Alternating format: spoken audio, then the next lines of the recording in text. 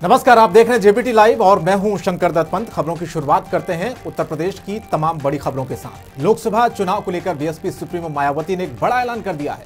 बता दें आपको कि मायावती ने अगले साल होने जा रहे 4 राज्यों की विधानसभा और लोकसभा चुनाव को लेकर कहा कि बीएसपी किसी से गठबंधन नहीं करेगी। एक बहुत बड़ा ऐलान मायावती ने किया कि किसी भी पार्टी से बीएसपी का गठबंधन नहीं होगा, बल्कि बीएसपी अपने दम पर चुनाव लड़ेगी। इस दौरान मायावती ने कांग्रेस पर भी जमकर निशाना साधा। और खबर सीतापुर से है। सीतापुर में विधायक का एक वीडियो जमकर वायरल हो रहा है, जिसमें विधायक पुलिस वाले की क्लास लगाते हुए साफ साफ नजर आ रहे हैं, बल्कि बोलते हुए भी दिखाई दे रहे हैं कि सही से काम नहीं करोगे तो रिपोर्ट लिखवा दूंगा। बताया जा रहा है कि एक दंपत्ति की शिकायत के बाद बीजेपी विधायक भड़क गए और उन्होंने मौके पर पहुंचे पुलिस वाले की क्लास ही लगा डाली। तो वीडियो अब सोशल मीडिया पर तेजी से वायरल भी हो रहा है। और वहीं बीजेपी के पूर्व नेता कुलदीप सिंह सेंगर को दिल्ली हाई कोर्ट ने 10 फरवरी तक अंतरिम जमानत दी है। बताया जा रहा है कि कुलदीप सेंगर ने कोर्ट से अपनी बेटी की शादी के लिए 2 महीने की अंतरिम जमानत देने की अपील की थी, लेकिन कोर्ट ने उन्हें 2 महीने की जगह 15 दिन की जमानत दी है। आपको यह भी जानकारी दे दें कि कुलदीप सेंगर को नाव रेप मामले में आजीवन कारावास की सजा सुनाई गई थी।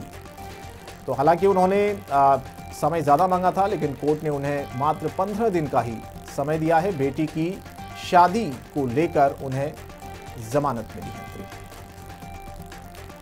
तो कुलदीप सिंह सेंगर जिन्होंने 2 महीने की बेल मांगी थी, लेकिन फिलहाल जो जानकारी है कि 15 दिन का ही उन्हें समय दिया गया है। और बढ़ते आगे कुछ और खबरें आपको दिखाई। नई दिल्ली में 2 आतंकियों की गिरफ्तारी के बाद अयोध्या में भी सुरक्षा के पुख्ता इंतजाम कर दिए गए हैं, बल्कि पूरे शहर में चेकिंग अभियान भी चलाया जा रहा है। अयोध्या में आने वाले हर वाहन की पुलिस लगातार चेकिंग कर रही है, बल्कि लोगों के आधार कार्ड की भी जांच हो रही है। वहीं मठ मंदिर में भी सुरक्षा को बढ़ा दिया गया है।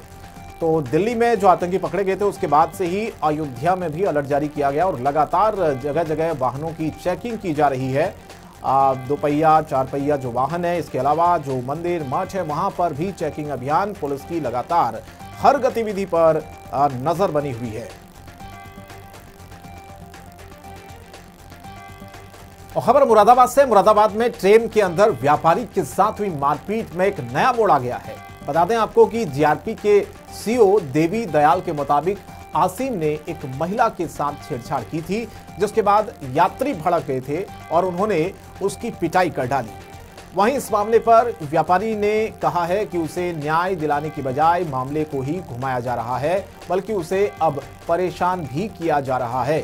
आपको याद होगा एक वीडियो वायरल हुआ था ट्रेन का मारपीट का, और उसमें यह आरोप लगाया गया था शख्स की तरफ से जो पीड़ित था, जिसकी पिटाई हुई थी, कि उसने धार्मिक नारे नहीं लगाए, इसलिए उसको पीटा गया, बाकायदा उसकी दाढ़ी को खींचा गया। और इसके बाद पुलिस ने कुछ लोगों को गिरफ्तार भी किया था। लेकिन अब इस मामले में एक नया मोड़ आता हुआ नजर आ रहा है, जिसमें यह आरोप उसी शख्स के ऊपर लग रहा है कि उसने छेड़खानी की थी, उसके बाद उसकी पिटाई की गई।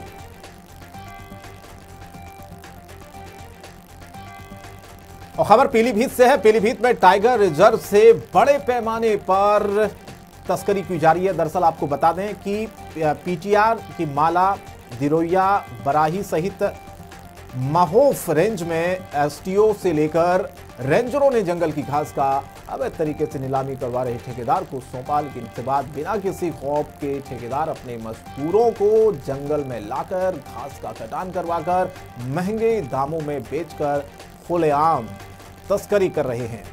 अब सवाल है कि इस पर रोक कैसे लगेगी। अधिकारियों के पास जैसी ही ये जानकारी मिली, हड़कंप मच गया और इस पूरे मामले की अब जांच के बाद देखना होगा कि आखिर कहां-कहां पर मिलीभगत है, जिस वजह से ये पूरा तस्करी का खेल वहां पर चल रहा है। और हरदोई का एक वीडियो सोशल मीडिया पर जमकर वायरल हो रहा है, जिसमें एक शख्स अपने घर के बाहर खड़े होकर फायरिंग करता हुआ दिखाई दे रहा है। यह वीडियो पिहानी चुंगी का बताया जा रहा है। अब पुलिस इस वीडियो के आधार पर इस पूरे मामले की जांच कर रही है। तो हरदोई का ये पूरा मामला है घर के बाहर फायरिंग करता हुआ एक शख्स आपको नजर आ रहा होगा। जैसे ही ये वीडियो सोशल मीडिया पर वायरल हुआ, उसके बाद पुलिस अब इस पूरे मामले की जांच कर रही है, शख्स की तलाश कर रही है कि आखिर खुलेआम इस तरह से जो फायरिंग करता हुआ वीडियो सामने आया जिसमें वो शख्स दिख रहा है, उस पर क्या कार्रवाई होगी। और आगे बढ़ते हैं, कासगंज के मथुरा बरेली हाईवे पर पानी से भरे गड्ढे में डूबने से एक शख्स की जान चली गई। बताया जा रहा है कि गड्ढे में एक शख्स पड़ा हुआ था, जिसे देख लोगों ने तुरंत इसकी सूचना पुलिस को दी। सूचना मिलने के तुरंत बाद मौके पर पहुंची पुलिस ने युवक को गड्ढे से बाहर निकाला और अस्पताल पहुंचाया, जहां डॉक्टरों ने उसे मृत घोषित कर दिया। तो ये कासगंज में पानी से भरे गड्ढे में एक शख्स गिरा और जैसे ही स्थानीय लोगों को इसकी जानकारी मिली, तुरंत उसको अस्पताल में भर्ती कराया गया, अस्पताल ले जाया गया, लेकिन डॉक्टरों ने उस शख्स को मृत घोषित कर दिया। अब पुलिस इस पूरे मामले की जांच में जुटी हुई है कि आखिर इस पूरे घटना के पीछे की वजह क्या रही होगी।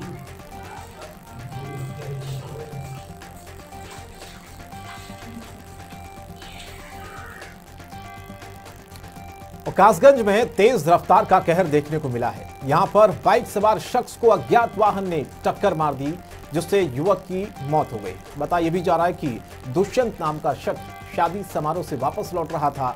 इसी दौरान अज्ञात वाहन ने उसकी बाइक में जोरदार टक्कर मार दी, जिससे उसकी मौके पर ही मौत हो गई। बताएं कि मौके पर पहुंची पुलिस ने शव को कब्जे में लेकर इस पूरे मामले की जांच शुरू कर दी है। तो एक बड़ा हादसा हुआ, तेज रफ्तार का कहर देखने को मिला उत्तर प्रदेश के कासगंज में, जहां पर अज्ञात वाहन ने बाइक में जोरदार टक्कर मार दी और बाइक सवार युवक की मौत हो गई।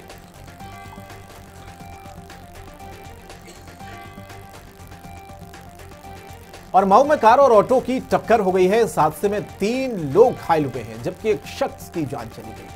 घायलों का इलाज अस्पताल में चल रहा है। बताया जा रहा है कि रतनपुरा की तरफ से हल्धरपुर आ रही एक तेज रफ्तार कार ने ऑटो में टक्कर मार दी। टक्कर इतनी जबरदस्त थी कि एक शख्स की ही जान चली गई। वहीं जो घायल हैं उनकी हालत भी काफी नाजुक बनी हुई है, गंभीर बनी हुई है। तो एक बड़ा हादसा हुआ मऊ में, जिसमें एक शख्स की मौत हुई है। 3 लोग इस हादसे में घायल हुए हैं। जो घायल हैं उनकी भी हालत गंभीर बताई जा रही है।